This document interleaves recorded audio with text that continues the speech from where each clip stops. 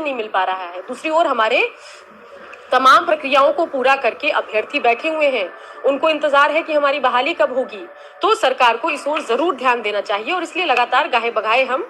एक जिम्मेदार digital platform होने के नाते हम कोरोना त्रासदी पर भी बात कर रहे हैं और साथ ही उसके साइड इफेक्ट पर भी बात कर रहे हैं। साइड इफेक्ट ये है कि कोरोना पैंडेमिक की वजह से, कोरोना त्रासदी की वजह से एक और तो लोगों की जान पर बन आई है, स्वास्थ्य व्यवस्था जो है बिहार का हाँफ रहा है, लेकिन इन सब के बीच बड़ी समस्या जो है वो बन गई है बेरोजगारी। बेरोजगारी की समस्या मजदूर तबके के लिए भी देखने को मिल रही है, क्योंकि ये मजदूर जो है दिल्ली, बंबई में और अन्य मेट्रो सिटीज में मजदूरी का काम करके अपना घर चलाते थे, लेकिन जब वहां पर त्रासदी बढ़ी, सभी कामकाज रुक गए, कई राज्यों में लॉकडाउन लग गया, तब इन मजदूरों को वापस घर लौटना पड़ा। बहाली का मामला हो, बिहार एसटीईटी के तहत बहाली का मामला ही क्यों ना हो, या फिर फिजिकल एजुकेशन टीचर की बहाली का मामला ही क्यों ना हो, इनकी बहाली कब होगी? क्या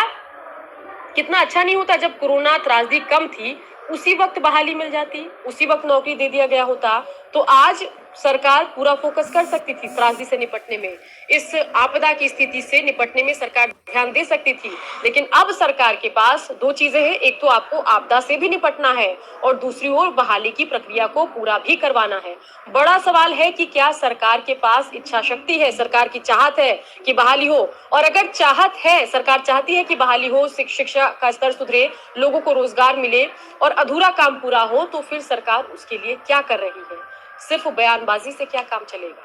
क्या एक और सरकारी स्कूल जो है शिक्षकों के अभाव में खाली पड़े रहेंगे और दूसरी ओर हमारे शिक्षक अभ्यर्थी जो हैं वो बिना काम के बैठे रहेंगे, इंतजार करते रहेंगे कि बहाली हो, और बहाली प्रक्रिया जो है 2-2, 3-3 साल से अटकी हुई है।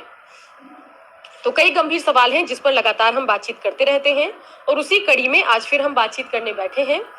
और अच्छी बात यह है कि कई दर्शक हमारे इस दरमियान हमारे साथ जुड़े हुए हैं, वो भी अपनी बातचीत रख रहे हैं।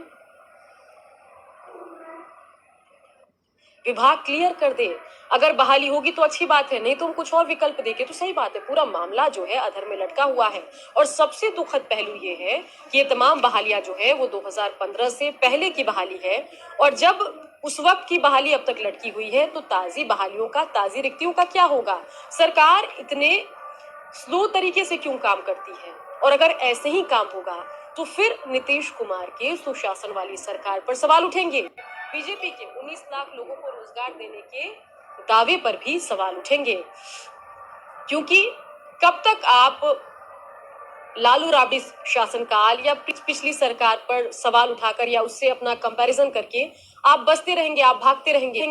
रहेंगे। कहीं ना कहीं आपको अपने काम के बारे में बात करना होगा, आपको अपने कार्यकाल के बारे में बात करना होगा और देखना होगा कि अगर 2015 से पहले